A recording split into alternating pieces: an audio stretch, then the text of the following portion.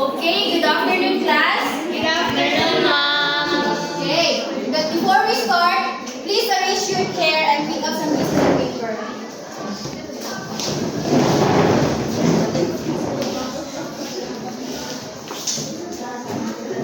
Okay, but before we proceed to our discussion, let us have a review or recap of the previous topic. So, what was our previous topic? What we discussed, Miss Marites today. Okay, Miss Jalen.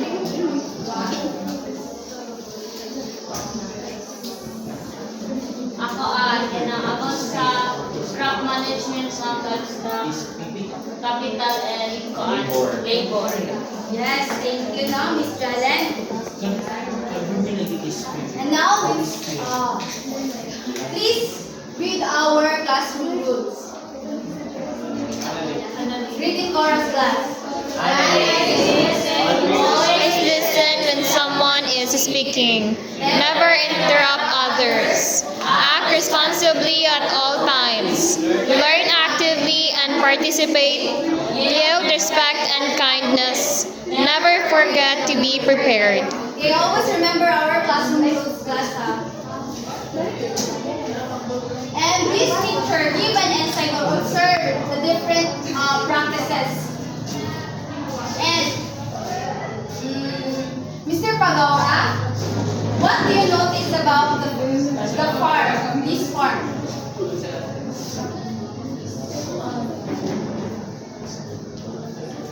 First na picture is na siya siguro transportation na.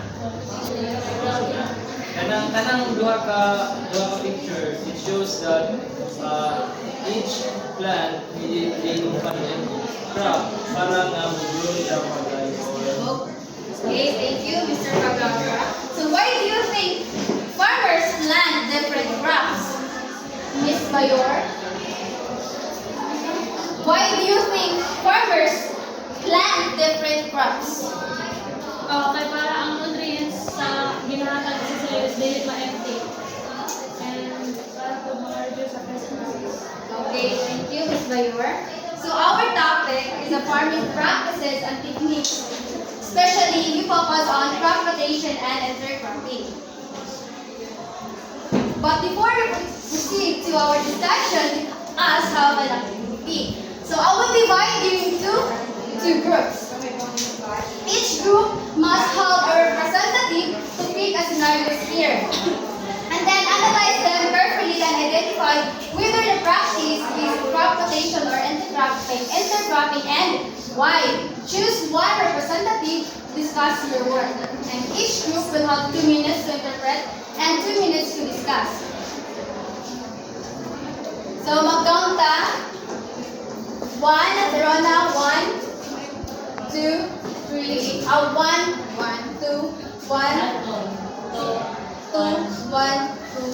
1, Kevin, 2, Pagisari. 1, Alona, 2, Ed, 1, 2, 1, Aina, 2, Kamarch, 1, 2, 1, 2. Go to your group. Dili ang 1 and dili ang 2. Let's go.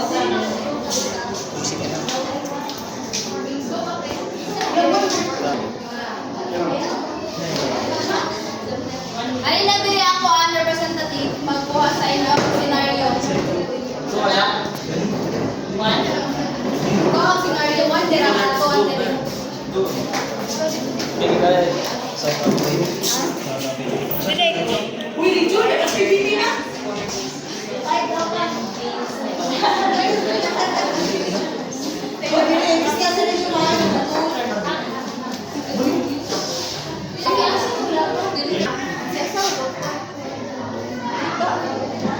Okay na? Finish na mo? Okay na? Okay, let's start na. So, representative sa group 1. Okay, so good afternoon everyone. Here's our scenario 1. A farmer plants corn this season, then wheat next season, and rice the following season in the field. field. So this is the practice of crop rotation. It's because ang kaning corn, syempre cereals man siya, gusto din siyang consume of nitrogen. And ang nakaluming na ihang next ay gitanong is ang beans, which is maka-add siya of more nitrogen sa soil. And mao na process sa ang purpose sa crop rotation para ang nutrients is kanang mabalance niya ang nutrients na mabutang sa soil. Okay, give a hand for the group 1. Give a floor for the group 2. So this is the scenario group 2. A farmer plants corn and beans at the same time in the same field. So ang i-describe diri na ang farmer nagtanong siya og two plants which is the corn and beans. So ang practice of the crop management nga gigamit diri is intercropping kay i-describe man diri ang nagtanong siya og two types of plants at the same field. Okay, thank you. Let's give a hand for the group 2. Okay, let's check if kuan saktong yung answer. So scenario 1, a farmer plants corn this season, then beans next season, and rice the following season in the same field. So ang answer na is crop rotation. So sa scenario 2, a farmer plants corn and beans at the same time in the same field. So answer na is intercropping. So our objective at the end of the lesson, students should be able to, can you really call us class? Define crop rotation and intercropping. Differentiate crop rotation and intercropping. Create a simple farm applying crop rotation or intercropping. Okay. But there is these are a guide question sa atong activity tong scenario. So, how can you tell if the farmer is practicing intercropping? Miss Ella, how can you tell if the farmer is practicing intercropping? How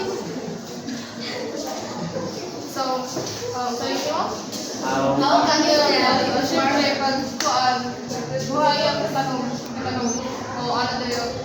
Okay, thank you. And how can you tell if the farmer is practicing crop rotation? Miss Alona? How can you tell if the farmer is practicing crop rotation? If kanang himuang kuan kanang tawag mo tag crop rotation is kanang seasonal lang siya kanang karon na season is rice ug sunod na season is layo na crop. Okay, thank you, Miss Alona. What is the main difference between two farming practices? Kung man naman ninyo i-define o unsang practices or practicing nga gigamit sa two practices, what is the difference between the two? Okay, Mr. Biato. Basically, the difference between the two, which is the practicing crop rotation and practicing intercropping, right, ma'am? Intercropping and crop rotation. Yes. So when we say again intercropping, you can nagtanong ka duha ka crop within an area, while crop rotation kay every season siya seasonal na mga tanong. So the difference between two is pwede ka sa intercropping, yes, isa ka season duha ka tanong, pero sa crop rotation every season siya na tanong na pwede niyo ma-apply. That's it. Okay, thank you, Mr. Biato. So next question. Which method is more suitable for small farms and why? Mr. Biato, okay. Kuan ma'am, intercropping ma'am. Kay kuan ma'am, mostly di lang po makalahotin po labi na sa small farming ma'am. Mostly ginagamit sa dota crop ma'am, enable to ilang kuan kinahanglan pa kinahanglan dili sa kwarta ma'am. Munang ang sutagulan na isang intercropping ma'am. Thank you ma'am. Thank you, Mr. Biato.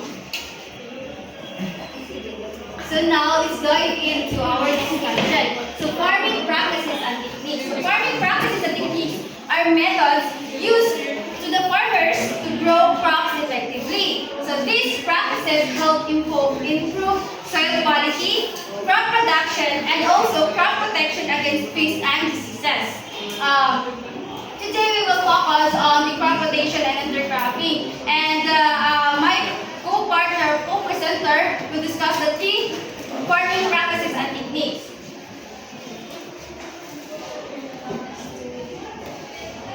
Okay, first we discuss the crop rotation. What is crop rotation again?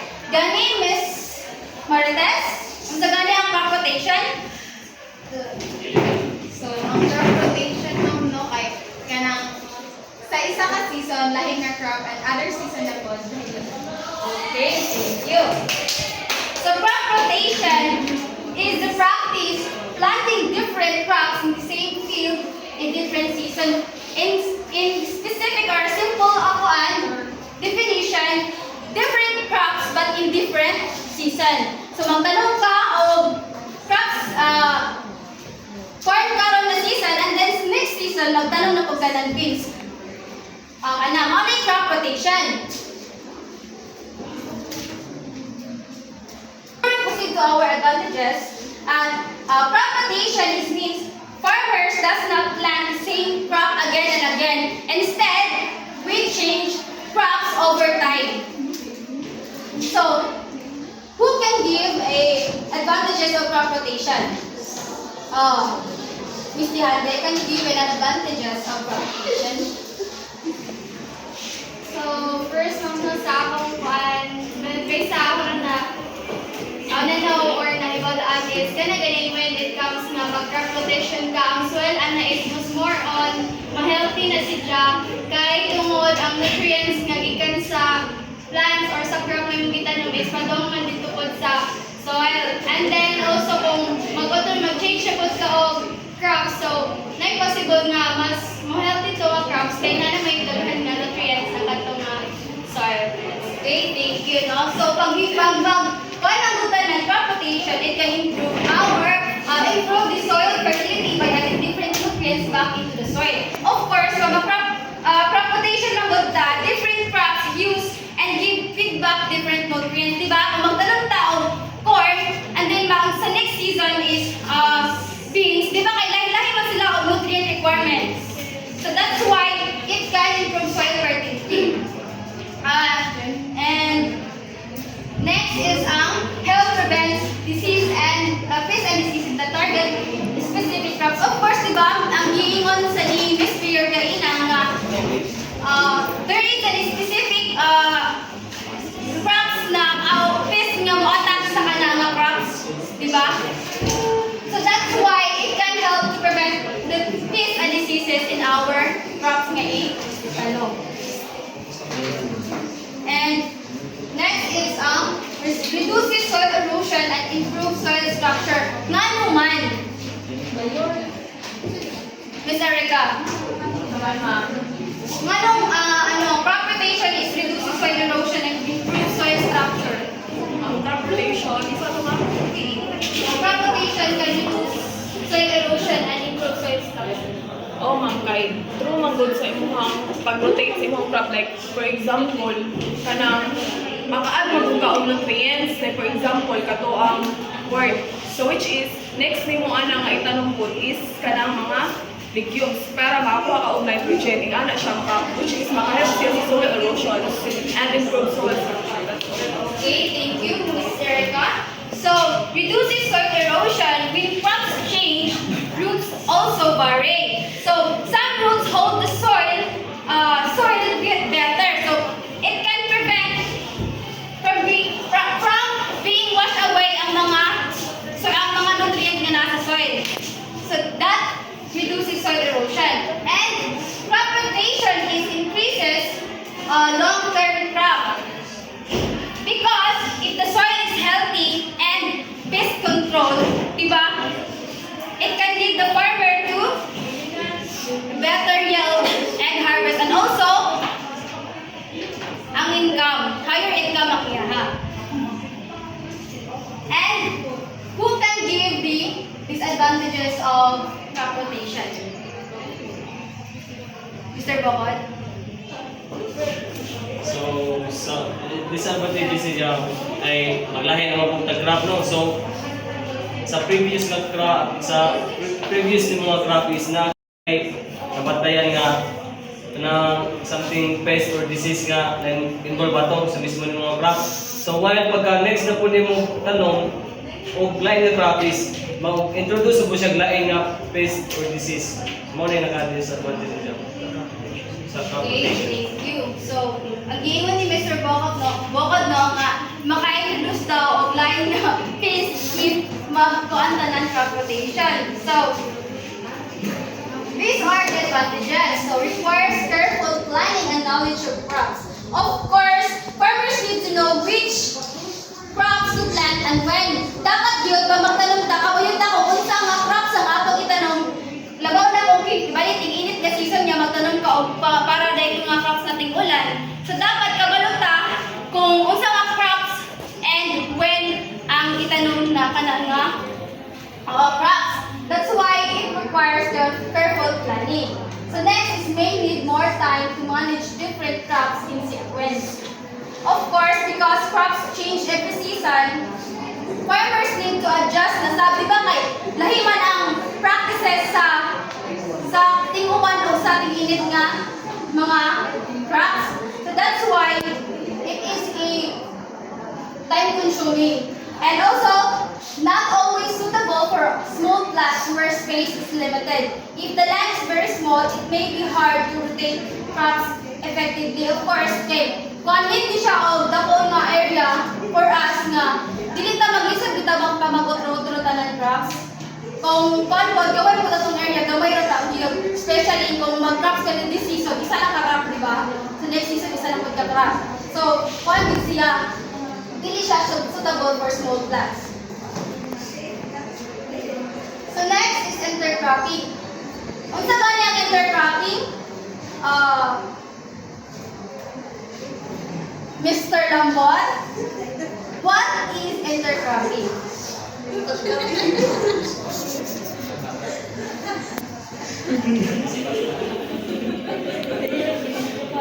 John.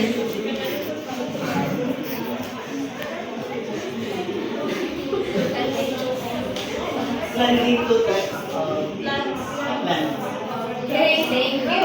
So intercropping is planting two or more crops at the same time. So, mo gigon nila gawin na sa ilang sa tong activity that in one field you planted two crops.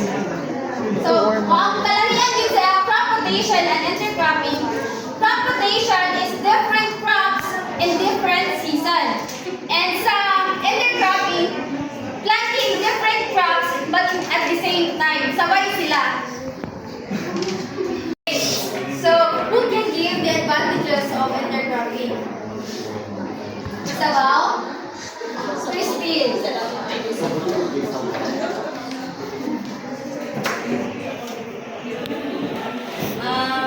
Ang advantages niya no is kana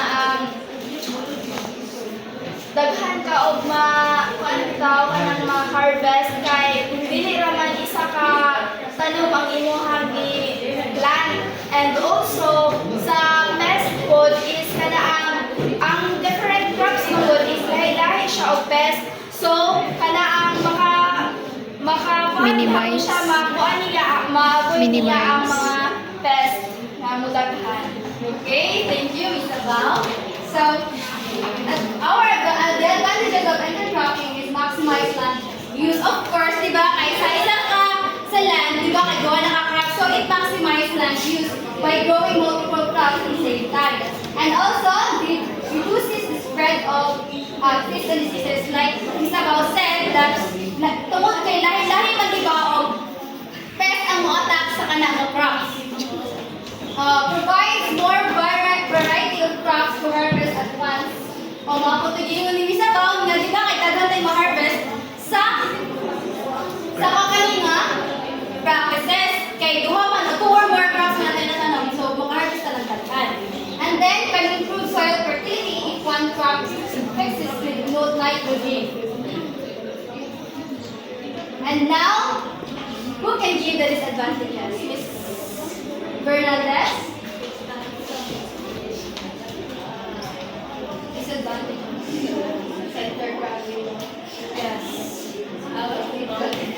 Class the class does it, please. Alright.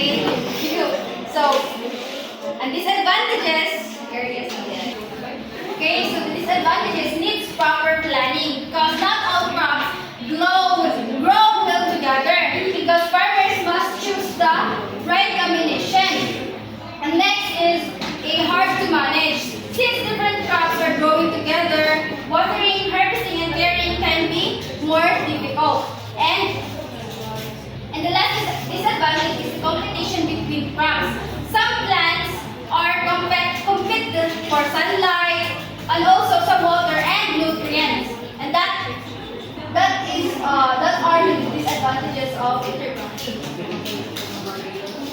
Unsa gani ang crop rotation? Different crops in different season. Ang intercropping, different crops at the same time. So now, let's proceed to our activity or application. Title is Be a Farmer. So class will be divided into 2 groups, which each group will create a simple farm plan using either crop rotation or intercropping. Draw the farm plan clearly, showing the crops and their arrangement. Choose one representative to present your farm plan briefly to the class. You'll have 5 minutes to decide and 2 minutes to present your plan. Diba kaya na may group gaya na itong 1 at 2? Mao na lang to.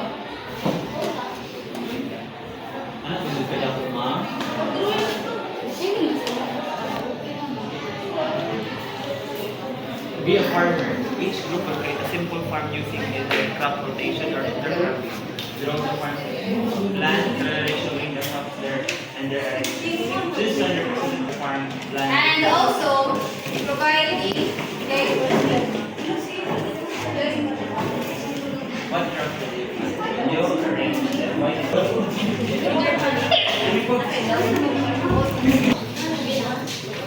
Yun to, ang brief sa ng ano, ang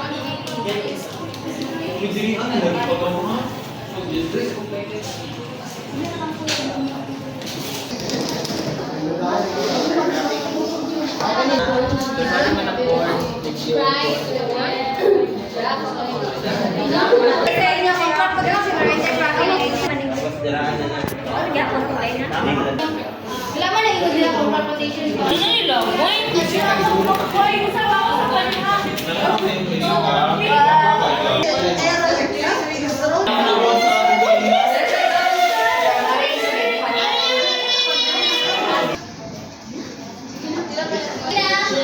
So,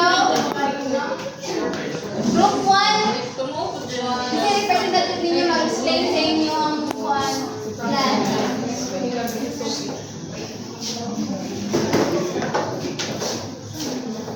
Good afternoon, everyone. So, this is our mini farm, which is intercropping. So, ako question namin. What crops will you plant? So, among one region, corn and legumes, bato. So, how will you arrange them? So, pinakauna is ang mais, bato. Anak ang mga kwan. So, ano anak man? And then, ano anak ang crop na gipili. So, kung si mais manggod is major siya o nutrients, no? So, si legumes is, which is na suit siya nga nutrients kay hatag, which is ang nitrogen, suit siya kang corn, kay nahanglan man ni corn. So, mauna, ang arrangement is corn, legumes. And why did you choose that method? So, sa ingon ho kaina, para po makuan ang ilang nutrients, no? And then, also po, aside from that, ma-reduce ang pest. No? Ang intercropping is maka-reduce sa pest. Kaya kung na siya is dugo ng insect, pero anong isa is dili ba dya, so ma-reduce ang pest. And makakuan po siya sa mga nutrients, mga add nutrients. And ma-conserve po ang soil health. Thank you. So, let's start Perfect. Representative sa group 2. Let's go, Mai.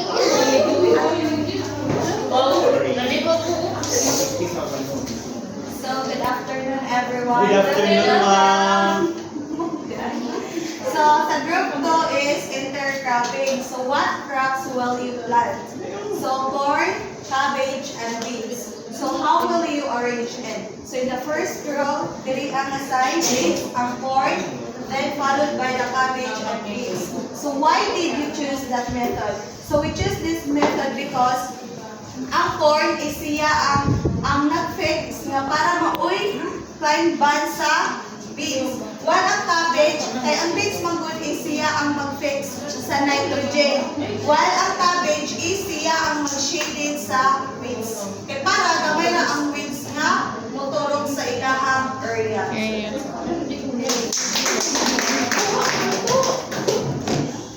So now, Darren will score. Based sa criteria ng community.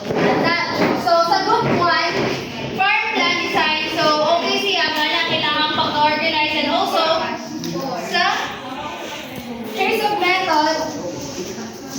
Okay sa siya kay intercropping which is suitable siya whether sa small na area lang and also sa big sa dako. And sa explanation and presentation, good po siya. Si Ms. Cadavero, gi-explain ko niya tarong nga, which is ang maize and ang batong na ilahang itanom is can help to improve the nutrients of the soil and also sa peace and diseases. But dili ako na ano sa ilahang teamwork and participation, of course, walang guilt kaya wala sa guilt as inag tabang tanan. So sa group 2, intercropping ang ilahang gihapon. So ang amang gatan sa ilahang approach is 20/20 because ang ilahang farm plan design okay and choice of method and explanation also sa ni Miss Sirisana good po siya and also sa ilahang teamwork and participation kay tungod kay sa ilahang pag-drawing ng batis nagtinabangay sila pag-view sa ilahang simple. Now, let's proceed to our quiz. So, get 1/4 sheet of paper and single out of paper. Multiple choice naman siya. Okay, so now, let's move on to our generalization. So, based on what we learned today, how do crop rotation and intercropping help farmers and the soil? Mr. Sillar? Based on what we learned today, how do crop rotation and intercropping help farmers and the soil? So, through crop rotation, ma'am, kay matabangan siya ang farmers kay di ba aron ka-helpful man gud ang crop rotation. Healthy, lakas mo ang imo ani, tapos sustainable kagad siya. Then, maka-preserve siya sa ato environment. Okay, thank you. So, who can provide a definition about crop rotation? Mr. Ed? Definition about crop rotation. If namin kasi discussion. Definition of crop rotation. So, a crop rotation is what the switching of between crops na para di mahulog ang nutrients sa soil. Okay, thank you. So, who can provide a definition of intercropping, Mr. Bowman? So, intercropping means planting 2 or more crops at the same time. Okay, thank you, Mr. Bowman. And why both practices are important to the farmers? Okay, Mr. Lombard. Why both practices are important to the farmers? Okay. Okay, Mr. Amaro.